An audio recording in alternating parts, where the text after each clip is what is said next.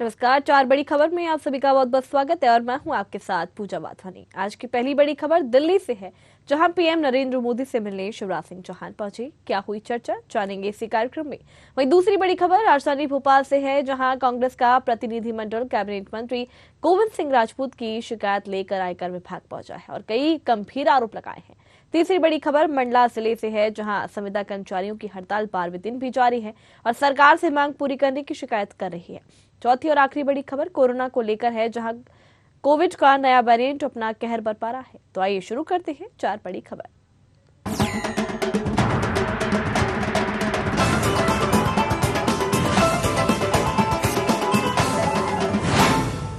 शुरू करते हैं पहली बड़ी खबर से, जहां मध्य प्रदेश के सीएम शिवराज सिंह चौहान दिल्ली दौरे पर हैं, जहां उन्होंने पीएम मोदी से मुलाकात की। इस दौरान उन्होंने मध्य प्रदेश से जन कल्याण के विभिन्न विषयों पर चर्चा की। बता दें कि पीएम मोदी प्रवासी भारतीय दिवस का उद्घाटन करने वाले हैं।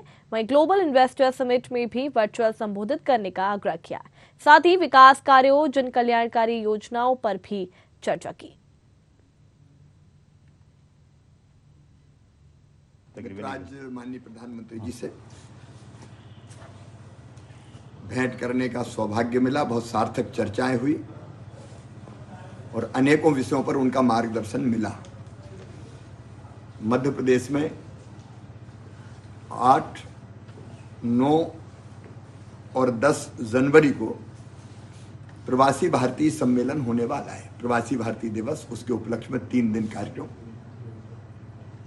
और दुनिया भर से 80 से ज्यादा देशों से प्रवासी भारतीय मध्य प्रदेश पधार रहे हैं। प्रवासी भारतीय सम्मेलन का उद्घाटन करने इंदौर पधारेंगे। इसके अतिरिक्त मध्य प्रदेश में 11 और 12 जनवरी को ग्लोबल इन्वेस्टर समिट होने जा रहा है। प्रवासी भारतीय सम्मेलन में भी और ग्लोबल इन्वेस्टर समिट में भी गुयाना के और सूरीनाम के राष्ट्रपति जी भी पधार रहे हैं और इसलिए मैंने ग्लोबल इन्वेस्टर समिट का भी माननीय प्रधानमंत्री जी से आग्रह किया है कि वो उद्घाटन करें, क्योंकि इंदौर से वो आएंगे तो फिर वहीं दोबारा इतने जल्दी जाना संभव नहीं होता। तो मैंने आग्रह किया कि वर्चुअल उद्घाटन करने की। तो इस खबर पर ज्यादा जानकारी के लिए हमारे साथ संवाददाता विवेक सिंह हमारे साथ जुड़ गए हैं। विवेक, मध्य प्रदेश के सीएम शिवराज सिंह चौहान दिल्ली दौरे पर है। प्रधानमंत्री नरेंद्र मोदी से उन्होंने मुलाकात की है। कई विषयों को लेकर उन्होंने चर्चा की है। क्या कुछ विषयों को लेकर उन्होंने चर्चा की है? बिल्कुल, निश्चित रूप से अगर हम बात करें तो मुख्यमंत्री शिवराज सिंह चौहान ने आज प्रधानमंत्री नरेंद्र मोदी से दिल्ली में मुलाकात की और कहीं ना कहीं अगर हम बात करें तो कई अहम मुद्दों को लेकर चर्चा हुई। अगर हम बात करें तो मध्य प्रदेश में आने वाले साल यानी जनवरी 2023 में 3 बड़े आयोजन का कार्यक्रम होना है। अगर हम बात करें जिसमें ग्लोबल इन्वेस्टर्स मीट, भारतीय प्रवासी सम्मेलन, साथ ही अगर हम बात करें यूथ खेलो इंडिया का आयोजन किया जाना है। इसको लेकर मुख्यमंत्री शिवराज सिंह चौहान ने आज प्रधानमंत्री नरेंद्र मोदी से चर्चा की और तमाम जो मध्य प्रदेश सरकार की योजना हो, चाहे केंद्र सरकार की योजना हो, इनके बेहतर क्रियान्वयन की जो मध्य प्रदेश सरकार क्रियान्वयन कर रही, इसको लेकर भी जानकारी दी है। साथ ही अगर हम बात करें तो जो भारतीय प्रवासी सम्मेलन का आयोजन किया जाना है, इसमें 80 से ज्यादा देशों के लोग इसमें शामिल होने पहुंच रहे हैं। तो इसमें प्रधानमंत्री नरेंद्र मोदी को भी आमंत्रित किया है और प्रधानमंत्री नरेंद्र मोदी भी शामिल होंगे। साथ ही G20 कार्यक्रम को लेकर भी, जिस तरीके से मध्य प्रदेश में भी G20 समिट का आयोजन किया जाना है, इसको लेकर भी कहीं ना कहीं मध्य प्रदेश सरकार की जो तैयारी है उसको लेकर मुख्यमंत्री शिवराज सिंह चौहान नरेंद्र मोदी को अवगत कराया है। साथ ही अगर बात करें खेलो जो आयोजन मध्य प्रदेश में किया जाना है, इसको लेकर भी कहीं ना कहीं मध्य प्रदेश के मुख्यमंत्री शिवराज सिंह चौहान ने प्रधानमंत्री नरेंद्र मोदी को अवगत कराया है। अगर हम बात करें तो आज ही केंद्रीय खेल मंत्री अनुराग ठाकुर भी राजधानी भोपाल पहुंचे और उन्होंने भी खेलो यूथ इंडिया के जो कार्यक्रम का आयोजन किया जाना है उसकी तैयारियों की जानकारी ली और साथ ही कई कार्यक्रमों को लेकर निरीक्षण भी किया है। तो निश्चित रूप से कह सकते हैं कि प्रधानमंत्री नरेंद्र मोदी से मुख्यमंत्री शिवराज सिंह चौहान की मुलाकात जो थी वह अहम मुलाकात थी और तमाम मुद्दों को लेकर जैसा हम जिक्र कर रहे हैं, चाहे विकास का मुद्दा हो या फिर जो बड़े 3 कार्यक्रमों का आयोजन किया जाना है जिसमें खेलो यूथ इंडिया, भारतीय प्रवासी सम्मेलन, साथ ही G20 समिट, इन तमाम चीजों को लेकर प्रधानमंत्री नरेंद्र मोदी को जानकारी भी दी है जो मध्य प्रदेश सरकार की तरफ से तैयारियां की जा रही हैं। और जिन देशों के जैसा हम जिक्र कर रहे हैं 2 देशों के राष्ट्रपति भी इस कार्यक्रम में शामिल होने पहुंचेंगे। तो इसको लेकर भी प्रधानमंत्री नरेंद्र मोदी से मुख्यमंत्री शिवराज सिंह चौहान ने जानकारी दी है और तमाम चीजों को लेकर कहीं ना कहीं अगर हम बात करें जिस तरीके से G20 को लेकर मुख्यमंत्री शिवराज सिंह चौहान ने प्रधानमंत्री नरेंद्र मोदी से आग्रह किया है कि भाई इसमें शामिल हों, और कहीं ना कहीं इसमें प्रधानमंत्री नरेंद्र मोदी ने अपनी सहमति भी जताई है। साथ ही भारतीय प्रवासी सम्मेलन का जो कार्यक्रम है उसमें अगर हम बात करें तो प्रधानमंत्री नरेंद्र मोदी वर्चुअली संबोधित करने वाले हैं। तो निश्चित रूप से कह सकते हैं कई बड़े जो आयोजन है वह मध्य प्रदेश में होने जा रहे हैं अगले साल, यानी कि जनवरी 2023 में। इसको लेकर तमाम तैयारियों को लेकर मध्य प्रदेश सरकार की योजना है, उनके क्रियान्वयन को लेकर आज प्रधानमंत्री नरेंद्र मोदी को मध्य प्रदेश के मुख्यमंत्री शिवराज सिंह चौहान ने जानकारी दी है। जी चलिए, अगर देखा जाए विवेक, तो 2023 में विधानसभा चुनाव नजदीक आने वाले हैं, उसके पहले इतने बड़े आयोजन बीजेपी द्वारा यहाँ पर किए जा रहे हैं। क्या लगता है 2023 के विधानसभा चुनावों में इसका असर देखने को मिल सकता है? देखिए, बिल्कुल आपने सही कहा। अगर हम बात करें 2023 में मध्य प्रदेश में विधानसभा के चुनाव होना है, और आने वाले साल यानी कि जनवरी 2023 में 3 बड़े कार्यक्रमों का आयोजन भी मध्य प्रदेश में होने जा रहा है। तो निश्चित रूप से कहीं ना कहीं 2023 के चुनाव में तो हालांकि इसका असर नहीं होगा, क्योंकि भारतीय प्रवासी जो सम्मेलन है वह हर साल मनाया जाता है, और 7वां भारतीय प्रवासी सम्मेलन का आयोजन मध्य प्रदेश में होने जा रहा है। और साथ ही अगर हम G20 की बात करें तो यह हर साल होता है, लेकिन इस बार भारत को अध्यक्षता करने का मौका मिला है।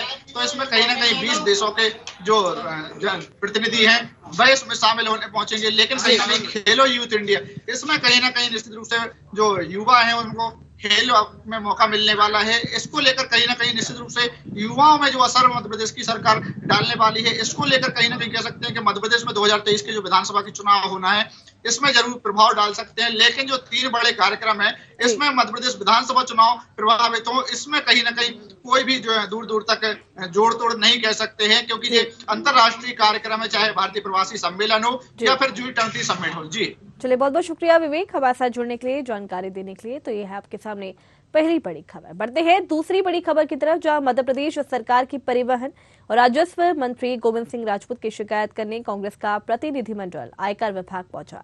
इस दौरान कांग्रेस मीडिया विभाग के अध्यक्ष के मिश्रा के नेतृत्व में कांग्रेस का प्रतिनिधिमंडल ने आयकर विभाग में गोविंद सिंह राजपूत की बेनामी संपत्ति की शिकायत की है। शिकायत के बाद के मिश्रा का कहना है कि गोविंद सिंह राजपूत ने अपने सास और साले के माध्यम से बेनामी संपत्ति अपने नाम की और अवैध तरीके से धन कमाया है। इसकी जांच होनी चाहिए।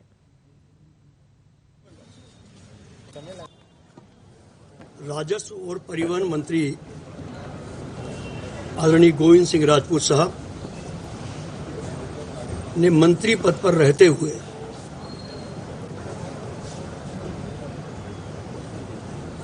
कई किस्म का धन अर्जित किया है, और उस धन से बेनामी संपत्ति न केवल खरीदी है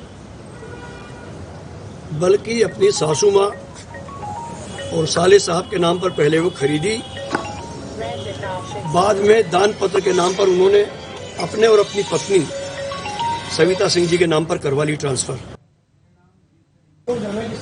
तो मध्य प्रदेश सरकार के परिवहन और राजस्व मंत्री गोविंद सिंह राजपूत की शिकायत करने कांग्रेस का प्रतिनिधिमंडल आयकर विभाग पहुंचा। इस दौरान कांग्रेस मीडिया विभाग के अध्यक्ष के मिश्रा के नेतृत्व में कांग्रेस का प्रतिनिधिमंडल ने आयकर विभाग में गोविंद सिंह राजपूत के बेनामी संपत्ति की शिकायत की। शिकायत के बाद के मिश्रा का कहना है कि गोविंद सिंह राजपूत ने अपने सास और साले के माध्यम से बेनामी संपत्ति अपने नाम की है।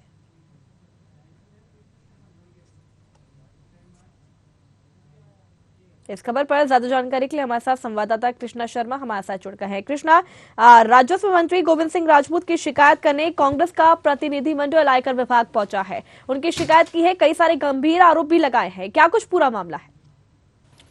बिल्कुल, मामला जुड़ा जमीन से है, क्योंकि अभी हाल ही में जो मंत्री हैं गोविंद सिंह 50 एकड़ जमीन उनके साले ने दान पत्र में उन्हें दी है।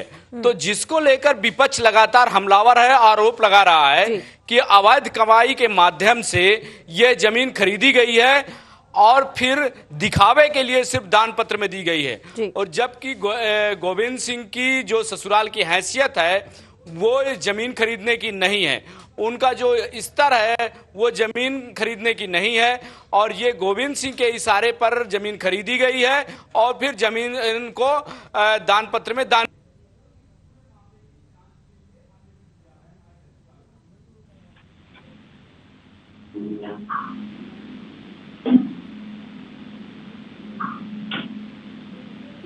जी, तो जिस तरीके से यहाँ पर गोविंद सिंह राजपूत पर कई गंभीर आरोप लगाए गए हैं, तो आपको बता दें कि मध्य प्रदेश सरकार के परिवहन और राजस्व मंत्री गोविंद सिंह राजपूत की शिकायत करने कांग्रेस का प्रतिनिधिमंडल आयकर विभाग पहुंचा है। इस दौरान कांग्रेस मीडिया विभाग के अध्यक्ष के मिश्रा के नेतृत्व में कांग्रेस का प्रतिनिधिमंडल ने आयकर विभाग ने गोविंद सिंह राजपूत की बेनामी संपत्ति की शिकायत की है। चलिए एक बार फिर रुक करेंगे संवाददाता कृष्णा शर्मा का। कृष्णा, जिस तरीके से कांग्रेस प्रतिनिधिमंडल ने शिकायत की है और आयकर विभाग से, तो अभी तक ऐसा कुछ है कि अभी जांच में कुछ निकलकर सामने आया है? क्या अवैध संपत्ति उनकी पाई गई है? देखिए, अभी तो ज्ञापन दिया गया है और जांच की मांग की गई है। अब आयकर विभाग इस पूरे मामले की जांच करेगा कि ये जमीन किस तरह से ली गई है और किस तरह से खरीदी गई है, किसके माध्यम से खरीदी गई है और कब खरीदी गई है और कितने कीमत की जमीन है और उसका सोर्स ऑफ इनकम क्या रहा जमीन खरीदी गई। उन सभी तथ्यों पर आयकर विभाग जांच करेगा जो शिकायत की गई है, और उसके बाद ही क्या निकल के आता है वो आने वाला समय बताएगा। लेकिन कांग्रेस चूंकि 2023 चुनावी वर्ष है, इस वर्ष में पूरी तरह आक्रामक रहने की अपनी जो मंशा है वो दिखा दी है। और कांग्रेस के जो मीडिया विभाग के अध्यक्ष के मिश्रा, उनका कहना है कि अभी तो एक मंत्री का हमने खुलासा किया है, आगे सभी मंत्रियों का खुलासा और विधायकों का खुलासा होगा जिन्होंने अवैध रूप से संपत्ति की कमाई की है। तो जिस तरीके से यहाँ पर शिकायत की गई है गोविंद सिंह राजपूत की, और देखा जाए तो 2023 में विधानसभा चुनाव भी आने वाले हैं, तो क्या कह सकते हैं ऐसा कि गोविंद सिंह राजपूत की जिस तरीके से शिकायत की गई है, आने वाले चुनावों में इसका असर देखने को मिल सकता है? क्या गोविंद सिंह राजपूत की मुश्किलें बढ़ सकती है? क्या बीजेपी की मुश्किलें बढ़ सकती है? देखिए, मुद्दा कांग्रेस ने बनाया जरूर है, लेकिन अब जांच में क्या निकल कर आता है इस बात पर निर्भर करेगा। क्योंकि कहीं ना कहीं अभी प्रदेश अध्यक्ष बीडी शर्मा का इसमें बयान आया था कि कांग्रेस को हर चीज में सिर्फ निगेटिविटी दिखती है और उनके पास कोई मुद्दा नहीं है, इसलिए वो इधर उधर की बातें करते हैं। और चूंकि अविश्वास प्रस्ताव भी विधानसभा में उनका धड़ाम से गिर चुका है, इसलिए उनके पास कोई मुद्दा नहीं है, सिर्फ आरोप लगाना उनका काम रह गया है। चलिए, बहुत बहुत शुक्रिया कृष्णा हमारे साथ जुड़ने के लिए, जानकारी देने के लिए। तो ये थी आपके सामने दूसरी बड़ी खबर। चलिए बढ़ते हैं तीसरी बड़ी खबर की तरफ, जहां पूरे प्रदेश में एनएचएम के 32,000 और मंडला जिले के लगभग 700 संविदा कर्मी 15 दिसंबर से अनिश्चितकालीन हड़ताल पर हैं और जिनमें स्वास्थ्य कर्मियों की हड़ताल का व्यापक असर दिखने लगा है। जिले भर में स्वास्थ्य सेवाएं प्रभावित हो गई हैं, मरीजों को भटकना पड़ रहा है। जननी सुरक्षा योजना, प्रसूति सहायता योजना का भुगतान नहीं मिल रहा है। संविदा कर्मियों ने कोरोना काल में व्हाट्सएप में प्राप्त हुए सम्मान पत्र को जलाते हुए सरकार से कहा है कि हमारी मांगे जल्द से जल्द पूरी की जाए। संविदा कर्मचारियों ने हड़ताल के 12वें दिन कोरोना सम्मान जलाकर विरोध दर्ज करवाया है। कर्मचारियों का कहना है कि जब तक मांग पूरी नहीं की जाती तब तक हड़ताल जारी रहेगी। अभी तक शासन प्रशासन की ओर से कोई प्रतिक्रिया नहीं आई है, बल्कि अभी 2 दिन पहले हमारे संविदा साथियों को रस्सियों से बांधकर, एक आतंकवादियों को, एक बहुत बड़े अपराधी हो जिस टाइप से बांधकर उनको जेल में डाला गया और उनको जमानत मिलने के बाद उनको फिर से जेल में डाला गया। ये सरकार का बहुत ही गलत, निंदनीय एक कदम है सरकार का, और हम इसका बहुत विरोध करते हैं सारे संविदा कर्मचारी। हाँ, आज हमें जो सरकार ने कोरोना सम्मान दिया था, कोरोना योद्धा सम्मान दिया था, हम उसको आज जलाने वाले हैं, क्योंकि वो कागज़ का टुकड़ा ही है हमारे लिए। जब तक सरकार हमें नियमित नहीं करती, हमारे लिए वो एक कागज़ का टुकड़ा ही है, टुकड़ा है। तो पूरे प्रदेश में एनएचएम के 32,000 और मंडला जिले के लगभग 700 संविदा कर्मी 15 दिसंबर से अनिश्चितकालीन हड़ताल पर है। 12 दिन में स्वास्थ्य कर्मियों को हड़ताल का व्यापक असर दिखने लगा है। जिले भर में स्वास्थ्य सेवाएं प्रभावित हो गई हैं, मरीजों को भटकना पड़ रहा है। जनता सुरक्षा योजना, प्रसूति सहायता योजना का भुगतान नहीं मिल रहा है और इसीलिए संविदा कर्मियों ने कोरोना काल में व्हाट्सएप में प्राप्त हुए सम्मान पत्र को जलाते हुए सरकार से कहा कि हमारी मांगे जल्द से जल्द पूरी की जाएं। संविदा कर्मचारियों ने हड़ताल के 12वें दिन कोरोना सम्मान जलाकर विरोध दर्ज करवाया। कर्मचारियों का कहना है कि जब तक मांग पूरी नहीं की जाती है तब तक हड़ताल जो है वो जारी रहेगी। तो ये आपके सामने तीसरी बड़ी खबर, जहां पर पूरे प्रदेश में एनएचएम के 32,000 और मंडला जिले के लगभग 700 संविदा कर्मी 15 दिसंबर से अनिश्चितकालीन हड़ताल पर हैं। 12 दिन में स्वास्थ्य कर्मियों की हड़ताल का व्यापक असर देखने को मिल रहा है, जिससे जिले भर में स्वास्थ्य सेवाएं प्रभावित हो गई हैं। मरीजों को भटकना पड़ रहा है और जननी सुरक्षा योजना, प्रसूति सहायता योजना का भुगतान नहीं मिल रहा है। संविदा कर्मियों ने कोरोना काल में व्हाट्सएप में प्राप्त हुए सम्मान पत्र को चलाते हुए सरकार से कहा है कि हमारी मांगें जल्द से जल्द पूरी की जाएं। संविदा कर्मचारियों ने हड़ताल के 12वें दिन कोरोना सम्मान चलाकर विरोध दर्ज करवाया। कर्मचारियों का कहना है कि जब तक मांग पूरी नहीं की जाती तब तक हड़ताल जारी रहेगी। तो ये आपके सामने तीसरी बड़ी खबर, जहां पूरे प्रदेश में एनएचएम के 32,000 और मंडला जिले के लगभग 700 संविदा कर्मी 15 दिसंबर से अनिश्चितकालीन हड़ताल पर हैं। 12 दिन में स्वास्थ्य कर्मियों की हड़ताल का व्यापक असर दिखने लगा है। जिले भर में स्वास्थ्य सेवाएं प्रभावित हो गई हैं।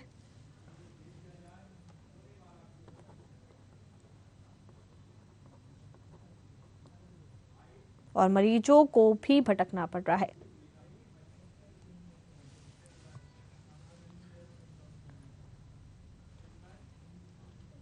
इस खबर पर ज्यादा जानकारी के लिए हमारे साथ संवाददाता अखिलेश अग्रवाल हमारे साथ जुड़कर हैं। अखिलेश, संविदा कर्मियों की अनिश्चितकालीन हड़ताल चल रही है, 12 दिन हो चुके हैं, अभी भी उनकी हड़ताल जारी है, मांगे पूरी नहीं हो पा रही हैं। कोरोना देखा जाए तो कोरोना जिस तरीके से सब मध्य प्रदेश सरकार भी अलर्ट मोड पर आ गई है कोरोना को लेकर, इस समय पर देखा जाए तो संविदा कर्मियों की हड़ताल, क्या कुछ कहेंगे इस पर? संविदा कर्मचारियों की जो हड़ताल है पिछले 12 दिन से जारी है, वो अपनी 2 सूत्री मांगों को लेकर चल रहे हैं। उनका कहना है कि कोरोना काल के समय तो 5 जून 2018 की जो नीति आई थी केंद्र मध्य प्रदेश सरकार की, उसमें उन्होंने कहा था कि जितने भी संविदा कर्मचारी जिस भी डिपार्टमेंट में होंगे सबको तत्काल नियमितीकरण किया जाएगा।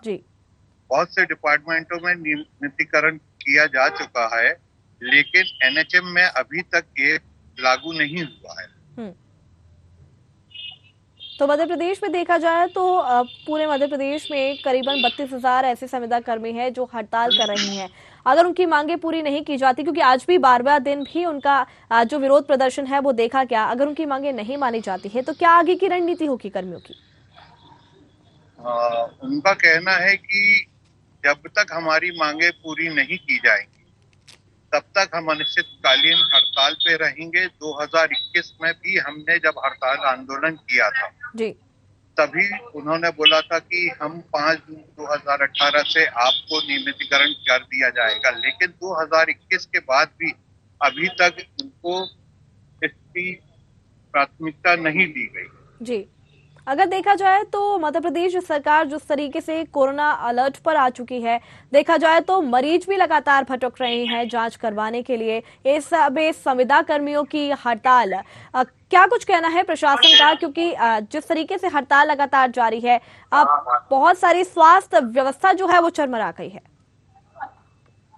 अभी तो सरकार की ओर से अभी इनको किसी भी प्रकार के कोई आश्वासन नहीं मिला है और इसके लिए हड़ताल लगातार जारी रही। चलिए, बहुत बहुत शुक्रिया हमारे साथ जुड़ने के लिए, जानकारी देने के लिए। तो ये थी आपके सामने तीसरी बड़ी खबर, जहां पर संविदा कर्मचारियों की हड़ताल जारी है। बढ़ते हैं चौथी और आखिरी बड़ी खबर की तरफ, जहां भारत में विदेश से आने वाले 4 नागरिक कोरोना संक्रमित पाए गए हैं। बिहार के गया एयरपोर्ट पर बैंकॉक से 3 और म्यांमार से 1 कोरोना पॉजिटिव आया है। बता दें आपको कि सिविल सर्जन रंजन कुमार सिंह ने बताया है कि कोरोना पॉजिटिव 4 लोगों को आइसोलेटेड कर दिया गया है। सभी संक्रमितों की हालत स्थिर बनी हुई है, उनका इलाज भी जारी है। कोरोना पर केंद्र सरकार की सख्ती के बीच भारतीय एक्सपर्ट ने राहत भरी खबर दी है। Centre for cellular and molecular biology के डायरेक्टर विनय के नंदीकुरी ने कहा कि BF7 वेरिएंट का असर भारत में ज्यादा नहीं होगा। एक्सपर्ट्स के मुताबिक ज्यादातर भारतीयों के पास अब हाइब्रिड इम्यूनिटी है। उन्होंने वैक्सीनेशन के जरिए इम्यूनिटी हासिल कर ली है। हालांकि उन्होंने मास्क लगाने समेत कोविड प्रोटोकॉल का पालन करने पर भी जोर दिया है। तो ये आपके सामने चौथी और आखिरी बड़ी खबर, जहां पर कोरोना में विदेश से आने वाले 4 नागरिक कोरोना संक्रमित पाए गए हैं। बिहार के गया एयरपोर्ट पर बैंकॉक से 3 और म्यांमार के 1 शख्स की कोरोना रिपोर्ट जो है वो पॉजिटिव आई है। गया सिविल सर्जन रंजन कुमार सिंह ने बताया कि कोरोना पॉजिटिव 4 लोगों को आइसोलेटेड कर दिया गया है। सभी संक्रमितों की हालत स्थिर है, उनका इलाज भी किया जा रहा है।